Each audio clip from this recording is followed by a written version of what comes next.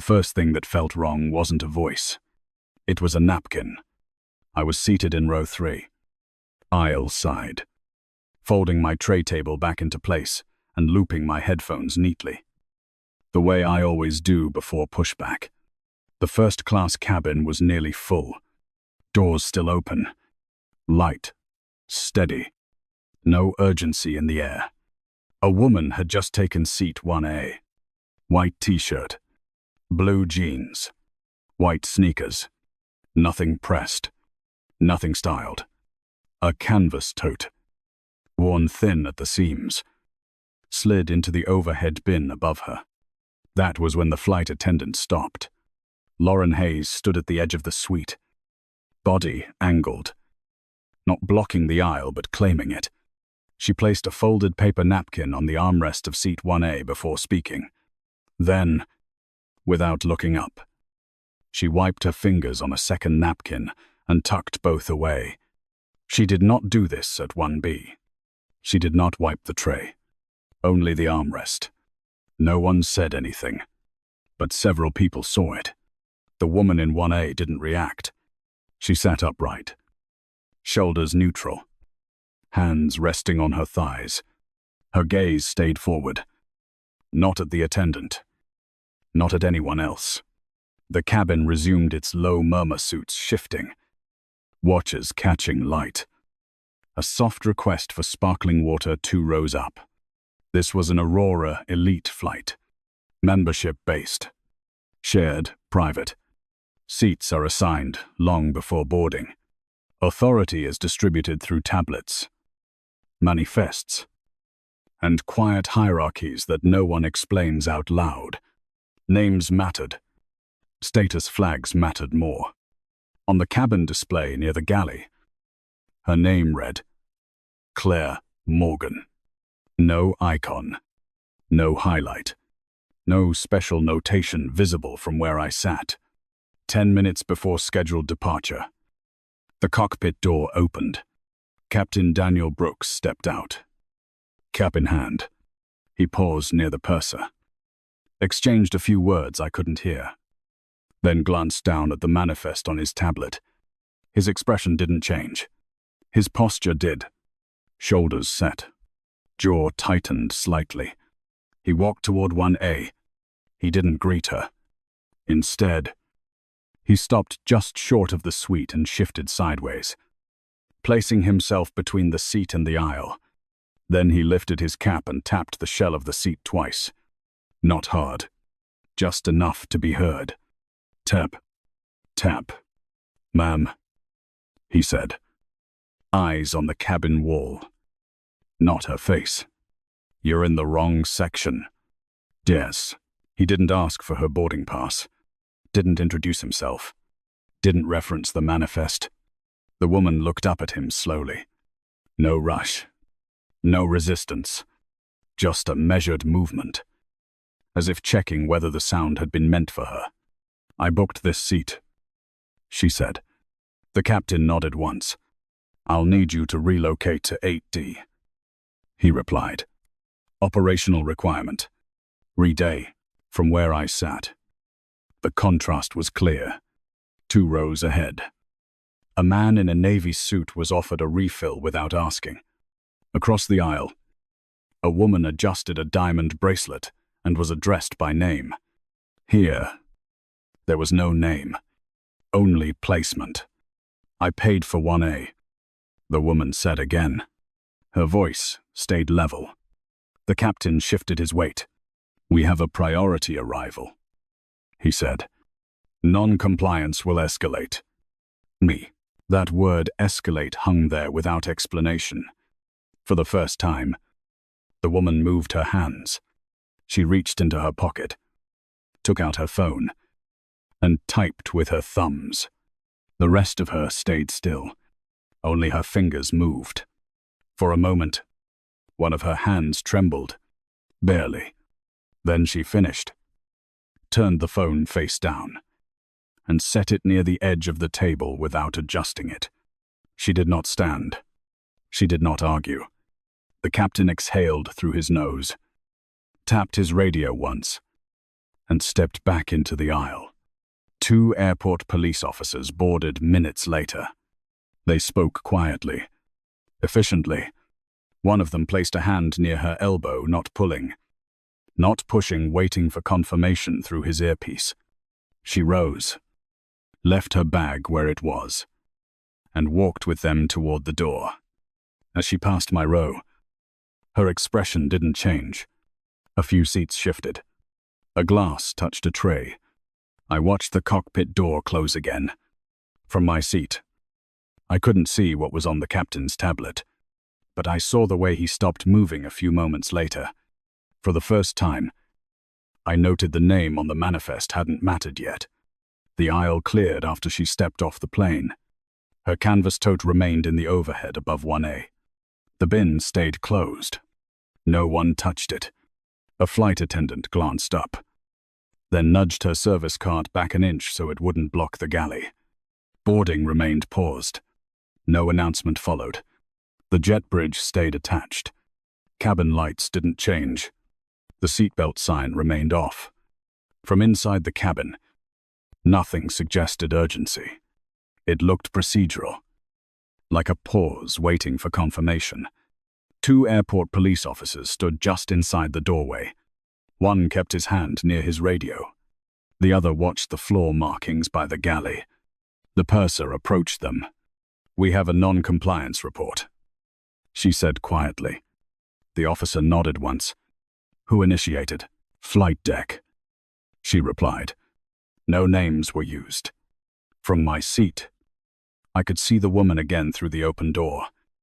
Now on the jet bridge, she stood to the side, not obstructing traffic.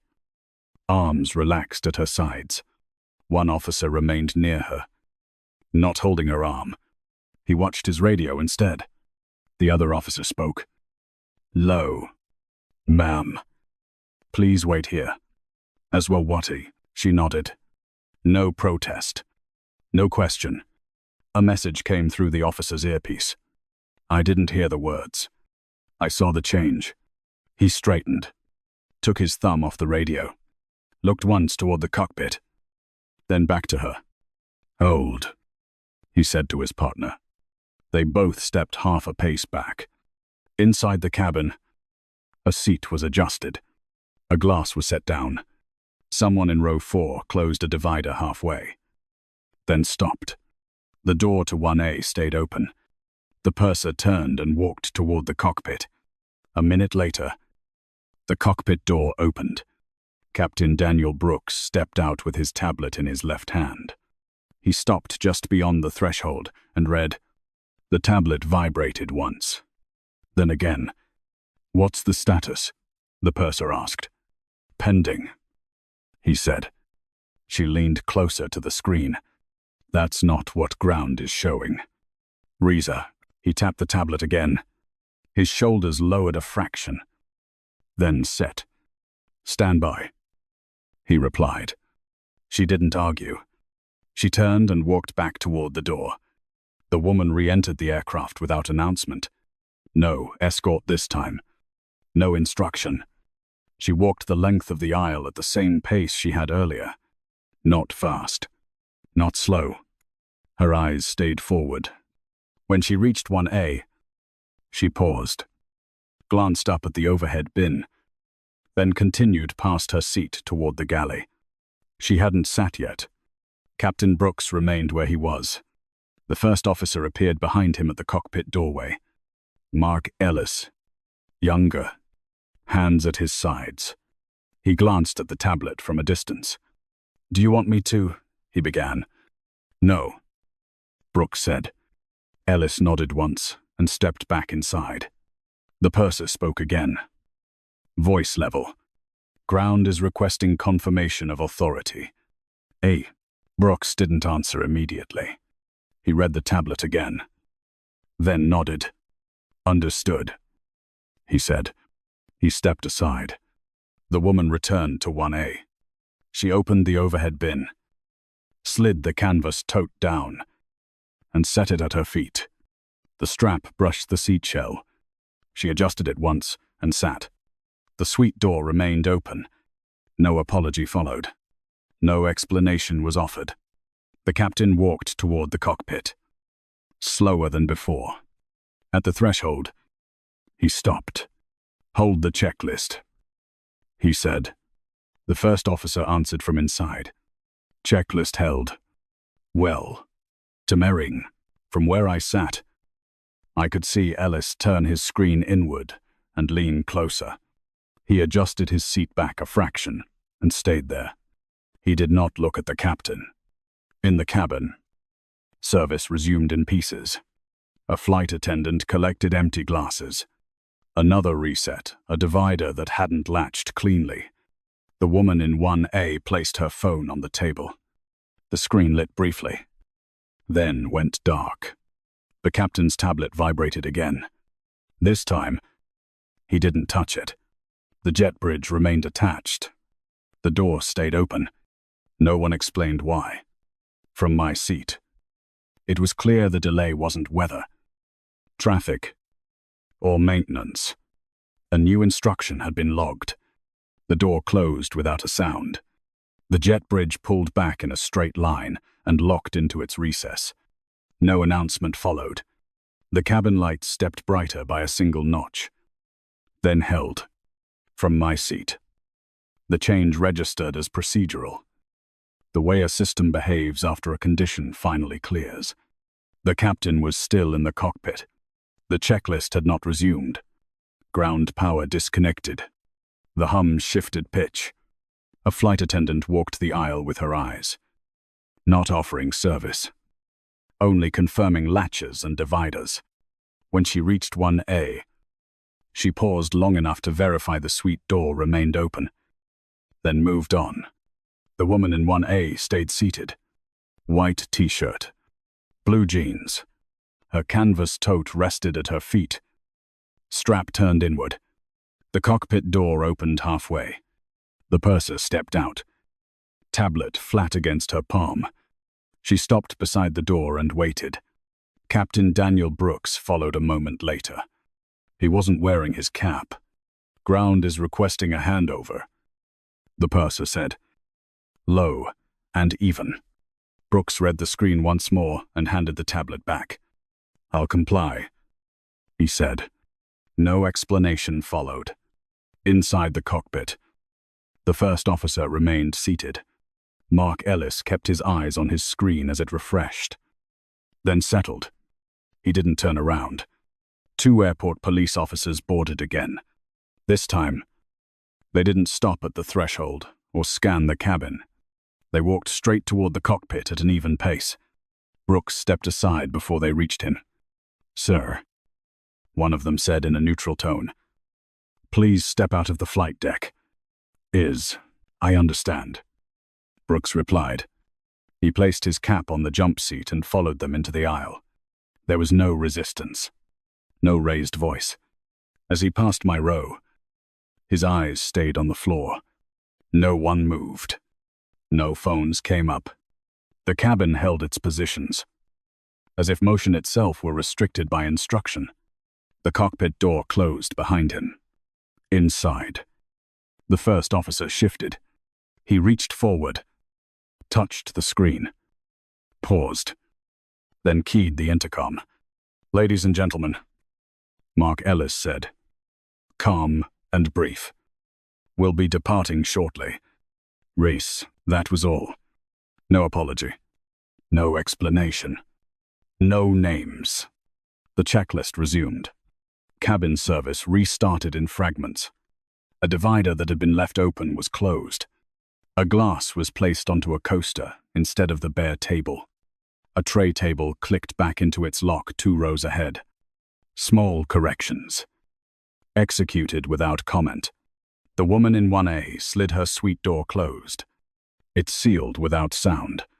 While we waited for taxi clearance, a crew-only system notice flashed on the seatback screen in front of me, listing a personnel status change with a fresh timestamp. It cleared before anyone nearby seemed to notice. It didn't mention conduct. It didn't mention motive. It listed a role, an action, and a result. Captain Daniel Brooks had been removed from duty effective immediately. his credentials suspended and cockpit access revoked under the same operational authority he had cited earlier. And by the time the aircraft reached cruising altitude, that entry would already be circulating through compliance systems, regulator notifications, and employment records that do not negotiate, do not reverse, and do not forget, once an override is logged. Pushback began. We took off. At altitude, the cabin settled into its working rhythm. Screens dimmed, voices lowered. Someone in the row ahead reclined a notch too far and corrected it without being asked. A flight attendant passed through with water only, sat down quietly, and moved on. The woman in 1A opened her door briefly to accept a glass. "Thank you," she said. It was the only word I heard her speak. Later, as service tapered, the purser stopped near the front galley and spoke once more into her headset. I couldn't hear the words, but I watched the response propagate.